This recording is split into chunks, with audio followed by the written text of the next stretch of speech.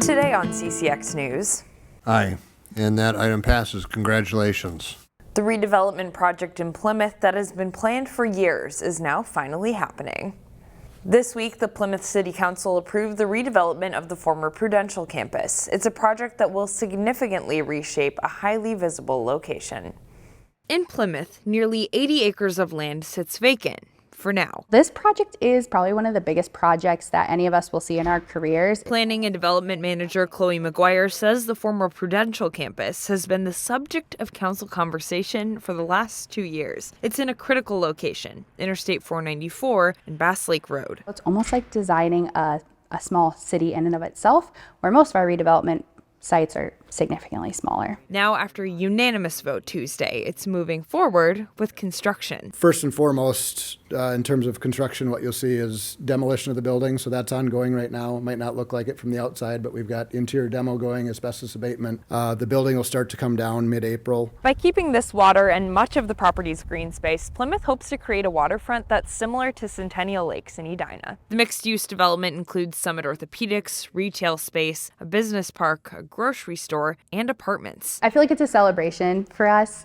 I do think this is a big win for the city, this huge park, all of these amenities that we're hearing residents ask for. McGuire says other specifics are to come. For now, one thing is known. It looks like the project should be complete in 4 to 8 years. Meanwhile, the Plymouth City Council has chosen 2 residents to fill vacant council seats. The council appointed Kimberly Nelson to fill the Ward 1 seat, once held by Elise McGregor, who resigned due to a move outside the city. Members also appointed Catherine Sesnick to fill the open Ward 3 seat. That was vacated by Jim Davis, who resigned for medical reasons. Their terms run through January 6th. In Golden Valley, noticeable changes to an area that will soon see significant redevelopment. A new Wells Fargo bank is nearly complete north of Highway 55 and east of Wisconsin Avenue. After the bank's expected mid-April opening, demolition will begin on the larger Wells Fargo building. That will make way for a 300-plus unit, 6-story apartment complex. Construction is expected to last 2 years. The project will meet a city goal of greater density near Golden Valley's main shopping area. With a warm start to spring, boaters are anxious to get on the water. Kevin Miller spoke with the Crystal Boat Shop about this truly unusual year. They say life is better on the water. That's as true for geese as it is for boaters. And with local water like Medicine Lake smashing ice out records, boaters are hitting the water early. It's something Midwest Water Sports in Crystal hasn't seen before. We had some customers actually out using their boat in December and wanted to actually get out because the lakes weren't frozen fully on Christmas. They were out Christmas Day. We had another customer, the same customer, out on New Year's Day. Manager Eric Sikowski says your brand new Mastercraft might not be ready to meet the water. We know that at some point it's going to get cold again, and we do still have temps dipping below freezing, so had to curb some expectations and not allow some people to get their boats quite yet this year.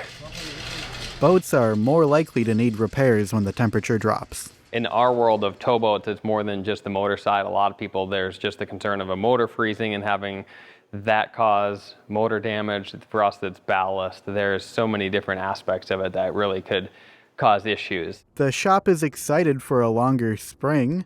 It gives workers more time for a perfect repair. If Mother Nature goes from cold, cold, cold, and then instantly to ice out, we have a lot of customer boats that need to go out in a very short window, where in a season like this, where it's an early ice out, an early spring, it allows us to slowly have boats go out. They hire seasonal helpers to slide under and fix dinged up deck boats.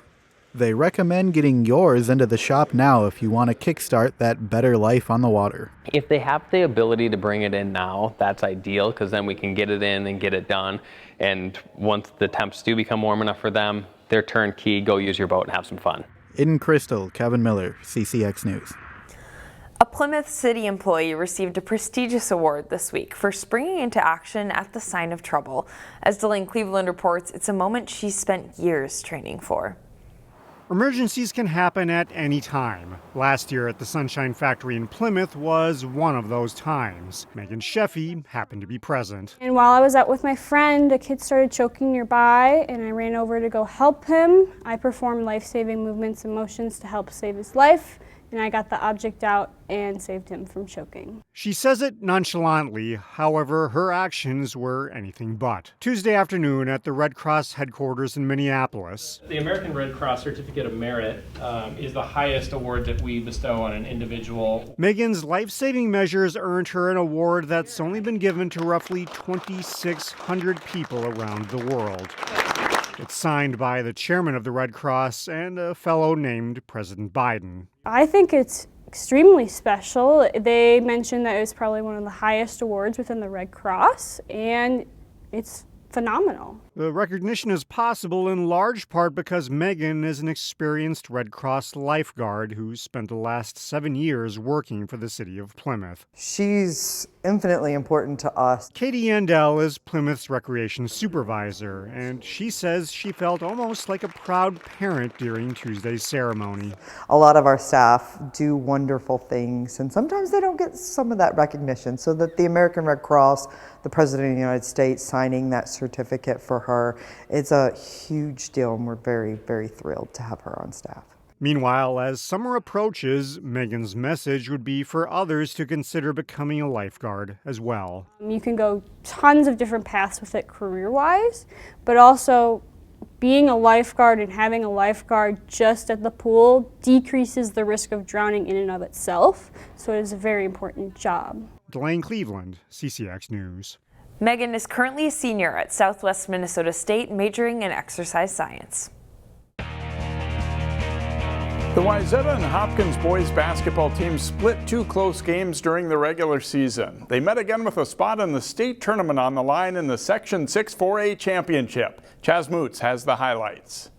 Wayzata's only loss of the season came at the hands of Hopkins back on January 23rd. Wayzata came out of the gates hitting from deep. Jackson McAndrew drains an NBA three. Then the Trojans showing off their passing, a skip, zip, kick out to the corner. Braden Sandman knockdown triple. In total, the Trojans hit 11 threes in the first half. They had a barrage midway through the first. Isaac Olmstead squares up, pulls up, and hits. The Royals were down by as many as 23, a big hole to dig out of, but Anthony Smith III got Hopkins going. Defense turns to offense. Smith with the slam. Then Smith showing off the range from the logo. Nothing but net from the junior. Hopkins chipping away. Hard to stop this guy, though. McAndrew, the Creighton men's basketball signee, spot-up jumper from the free throw line and one. Trojans went into halftime up 55-40. Smith kept the Royals within striking distance. Second half, he rises up and hits 2 of his 31.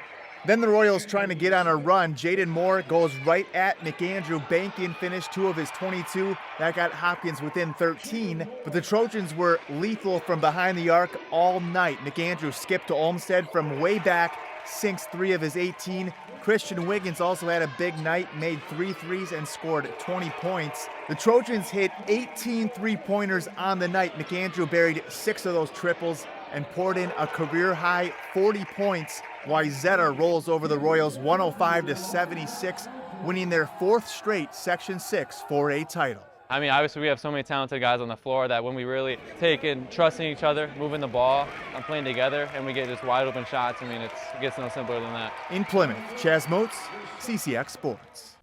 The state girls basketball tournament is now underway. Hopkins is the top seed in Class 4A. The Royals open the tournament Wednesday morning. John Jacobson has highlights. The Royals facing unseeded White Bear Lake in the tournament quarterfinals. Hayden Woodson for a wide-open Lauren Hillsheim underneath for 2 and an early 6-0 lead for the Royals. Then it's Liv McGill with a great bounce pass on the break to London Harris, who gets the shot to go and draws a foul. It's all Hopkins. They lead 23-6. Ava Cupido made 3 3-pointers in the game for Hopkins. This one makes it 36-13. Royals are up 39-16 at the half. Second half, Woodson with a long 3-pointer hits. A dozen points in the game for the junior. The Royals' lead is 24. And it's the outstanding senior Liv McGill with a drive to the basket and layup. McGill with 14 points and 8 assists. McGill here with a rebound, and the pass up to Hillsheim, who goes in and scores 2 more for game-high 17 points. Hopkins wins 66-39 to advance to Thursday night's 4A semifinals. In Minneapolis, John Jacobson, CCX Sports. Maple Grove's girls are the 4th seed in 4A and faced Lakeville North in the quarterfinals. John Jacobson reports. Second game of the day at Williams Arena as the Crimson face the Panthers. Gabby Benton with a steal, and she takes it the other way and hits the runner in the lane for 2 of her 13 points for North. Kate Holmquist is wide open in the corner for Maple Grove and buries a three-pointer. Crimson sophomore puts her team up 6. Then watch this three from Ada Cassette, kissing it high off the glass and in for the hoop. Maple Grove builds a 9-point lead at halftime. Big second half for Lakeville North's Trinity Wilson. The senior scores in the paint here, 17 points, 15 rebounds in the game for her. The teams are tied. Fast forward to the game's final seconds. Maple Grove trailing by 1, and this happened. Cassette to inbound. Oh, Rob Stearns open on the baseline, puts it in! Oh, what a play, what a call! It's something that was drawn up this morning at practice by our assistant coach, and she said in case we ever needed it, we just had it in our toolbox. Obviously, we hoped to not have needed it, but when it came down to it, I mean, Ava made a beautiful pass at the end that made it over everyone and helped me make the layup, so yeah. Maple Grove plays Hopkins in the semifinals Thursday. John Jacobson, CCX Sports.